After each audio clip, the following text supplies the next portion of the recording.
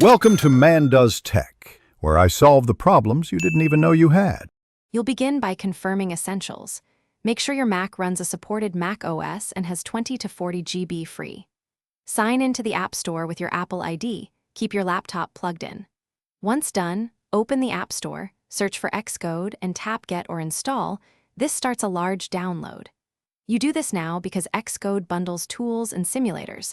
Starting immediately avoids wasting time later when you need to build or test. Once the App Store finishes, open Xcode and accept the license agreement. This triggers installation of extra components like simulators and device support. Make sure you allow those installs to complete. They are needed for building and running apps. Next, install the command line tools by running Xcode select install or by setting them in Xcode's preferences right arrow locations.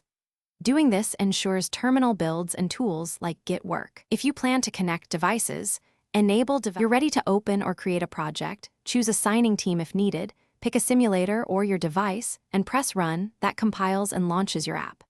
Make sure Xcode stays updated from the App Store and manage extra simulator components in Preferences right arrow components. If something goes wrong, try one key troubleshooting step first.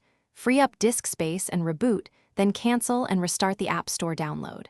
If that fails, delete the partial Xcode download and try again.